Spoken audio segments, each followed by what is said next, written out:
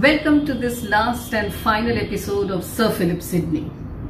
In the first two episodes, friends, we have seen how Sir Philip Sidney, number one, tried to establish the greatness of poetry, and number two, more importantly, in his great scholarly work, Apology for Poetry, he tried to answer, and very successfully he succeeded also in answering to Stephen Gosson's very serious and strong charges against poetry.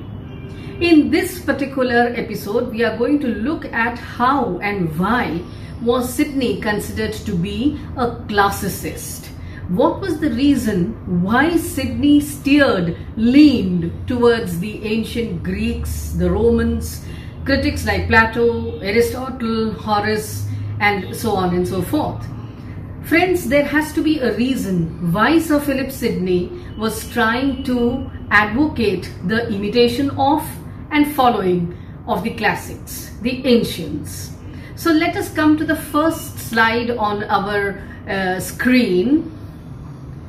Look at that, friends, Sidney's classicism. The first point that we are going to deal with, the first aspect we are going to deal with is how Sidney had an immense respect for the rules followed by the Greeks, the Romans, and the other ancients. Look at the first bullet point on your screen, friends. In ancient Greece, a poet was considered to have the same stature as a god, whereas the Romans called the poet the prophet. So friends, as is very clear on your screen, you can see that the Greeks and the Romans gave the highest possible place and position to a poet. So friends, the very first slide is making it clear that the Greeks and the Romans, they were very clear about one thing, that the poet is what Plato called a divinely inspirational person.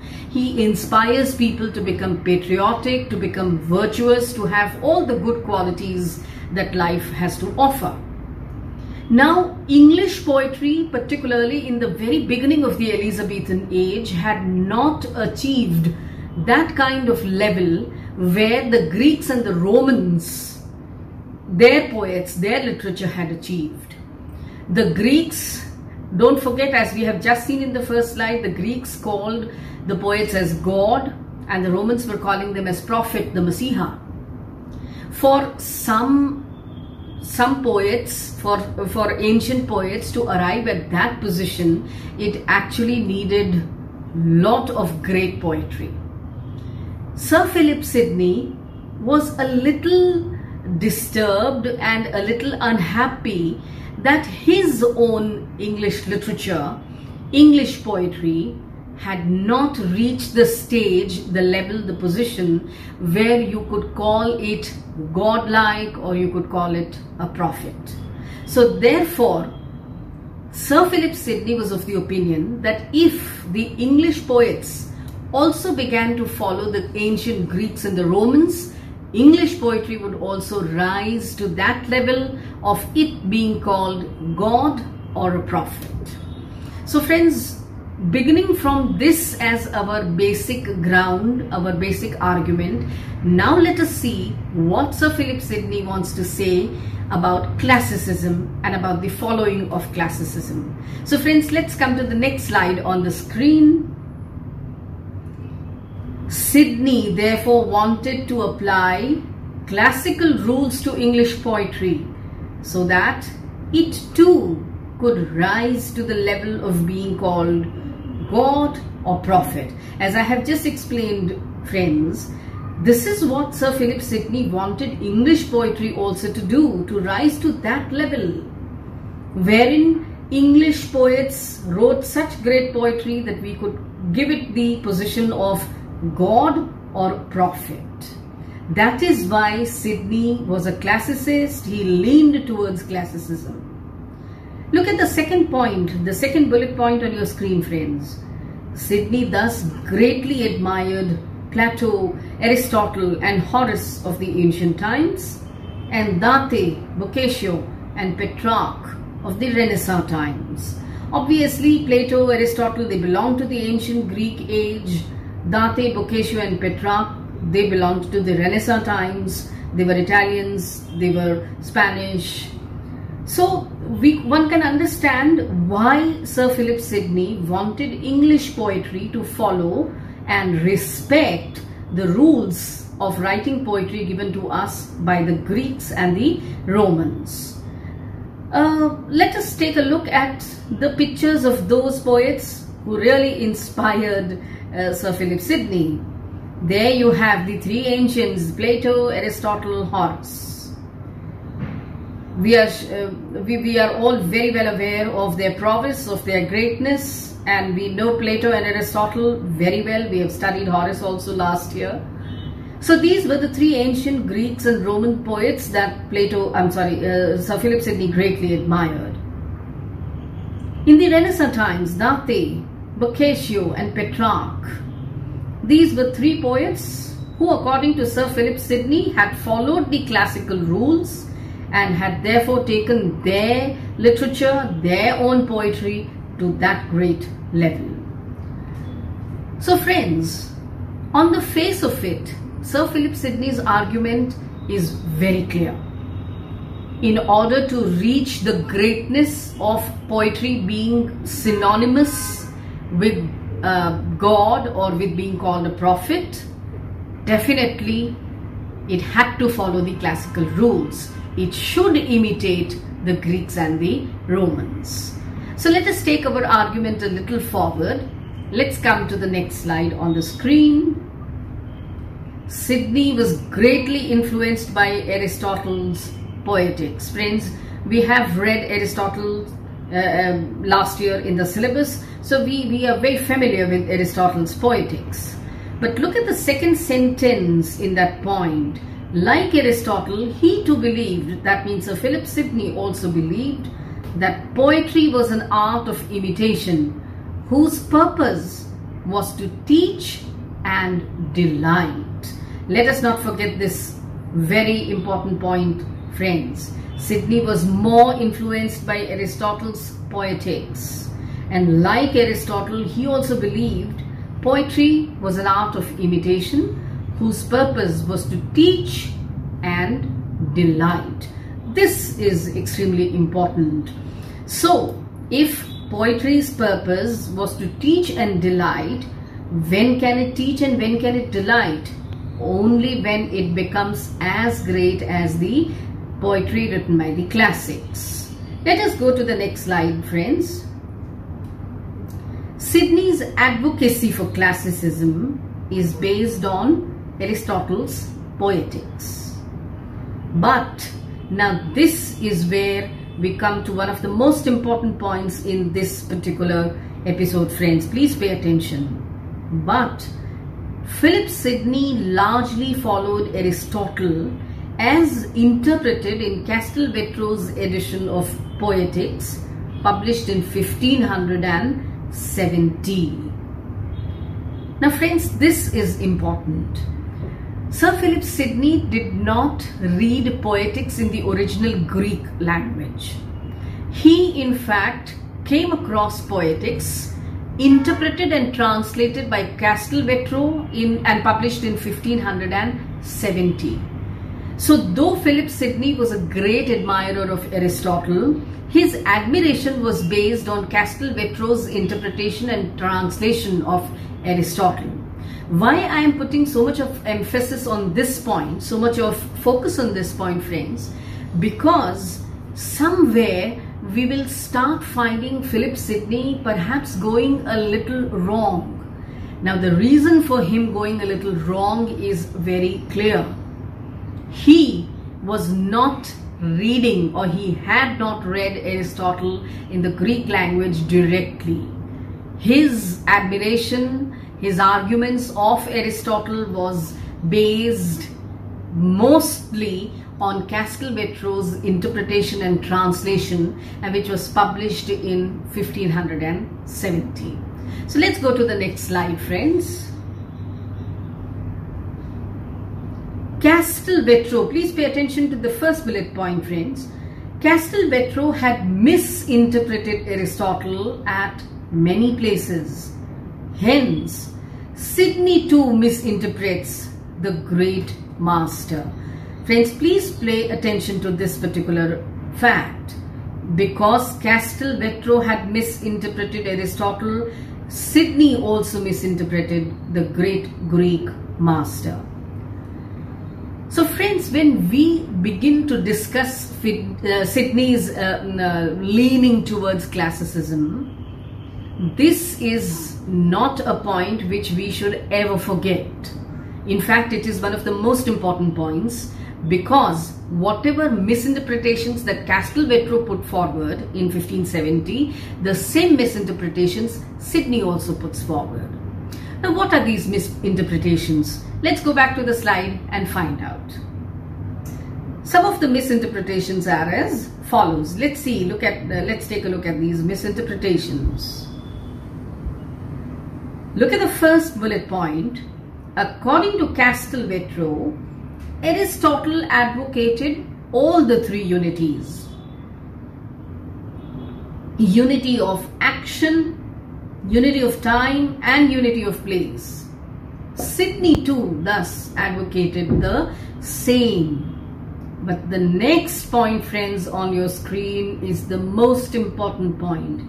In reality, however, Aristotle had only insisted on following the unity of action.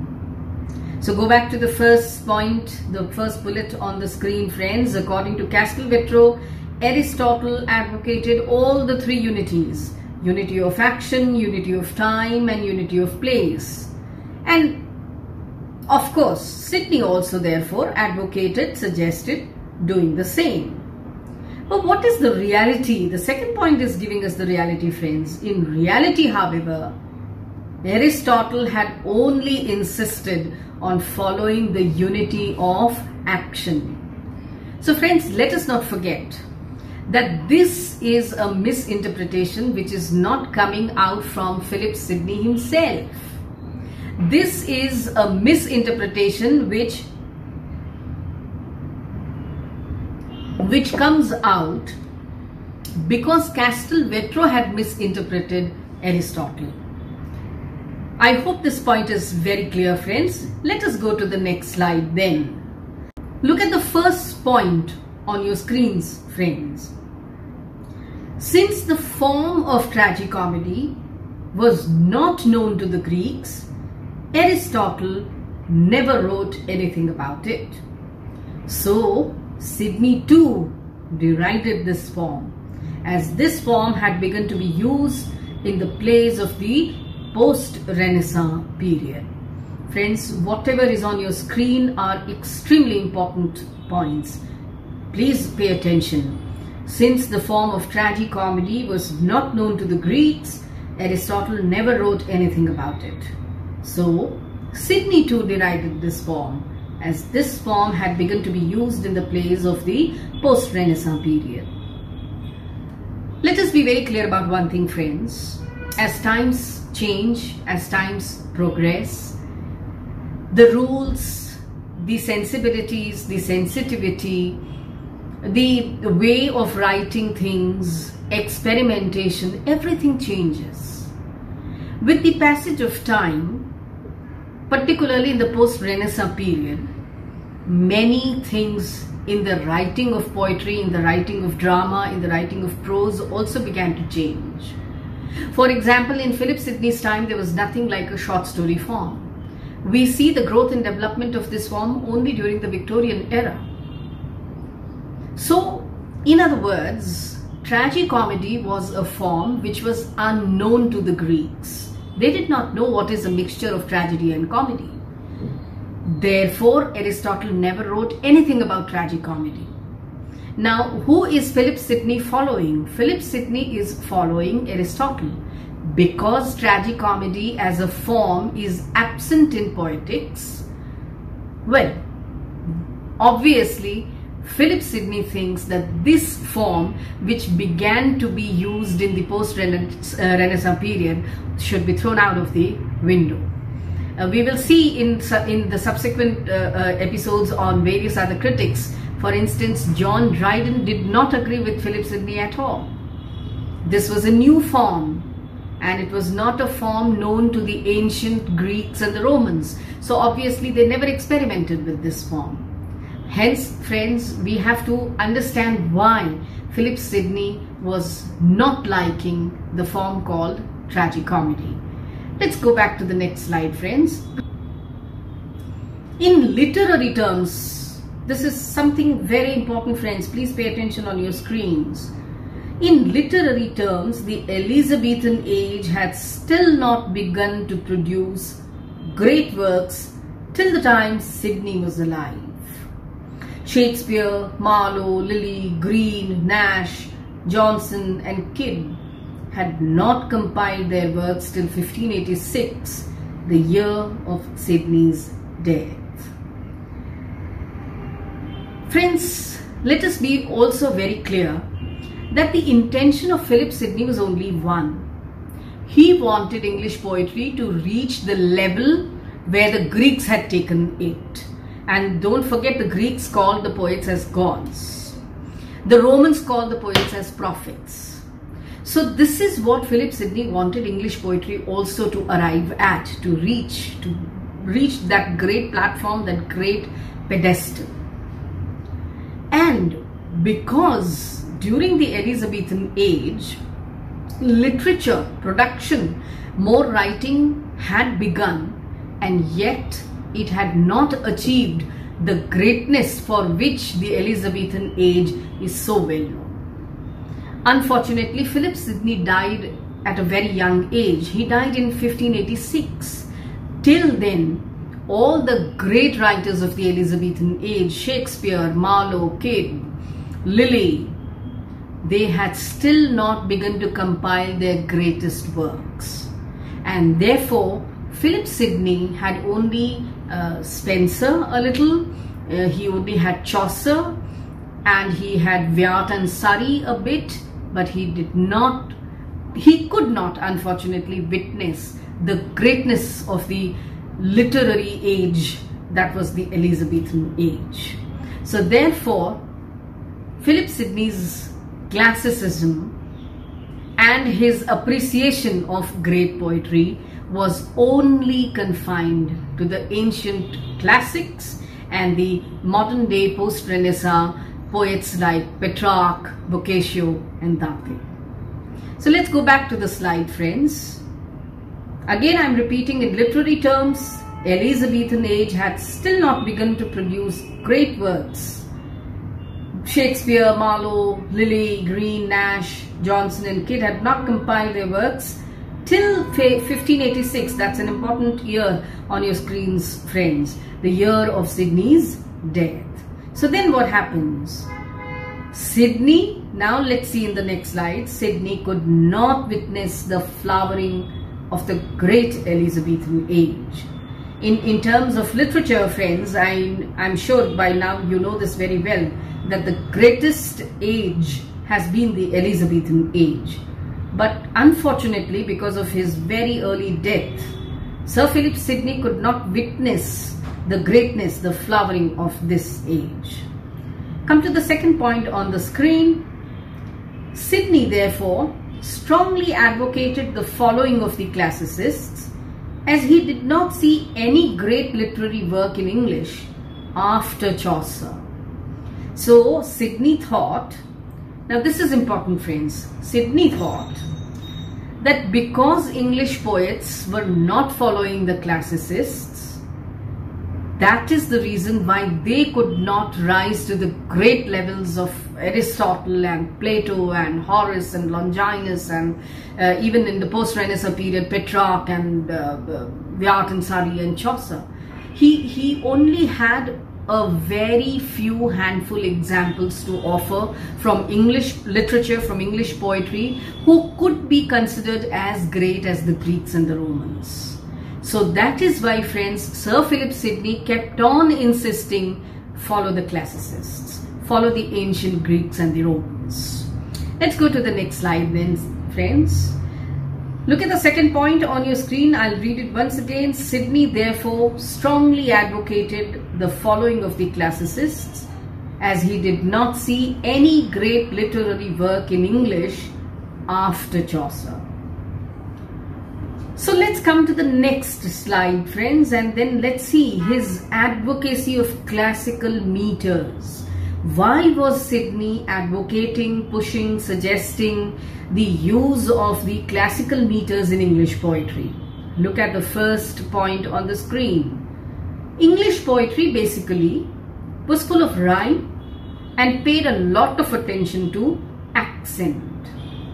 However, since Sidney was a member of the Areopagus, he praised immensely the unrhymed classical verse of the classics.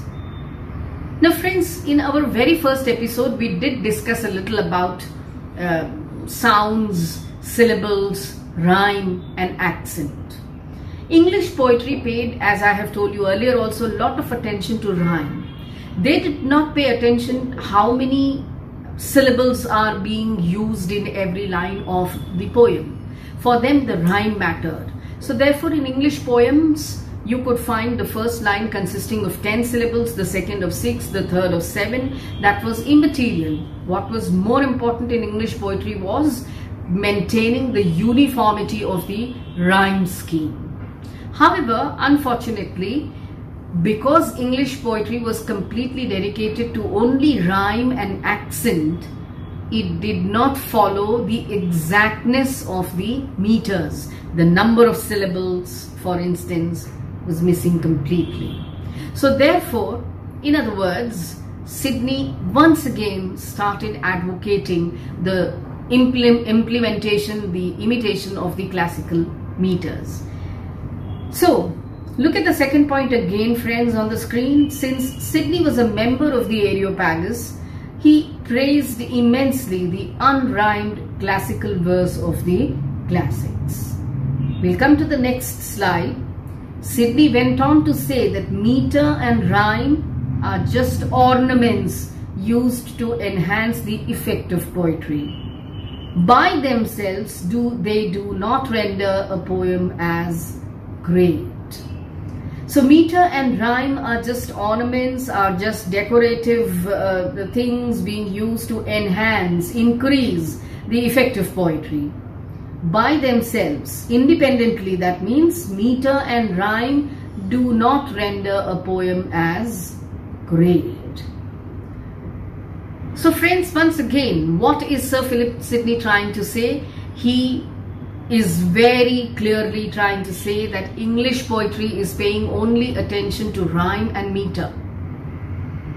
Whereas he very strongly believes and believed and wrote also the same in Apology for Poetry, that rhyme and meter are just ornaments.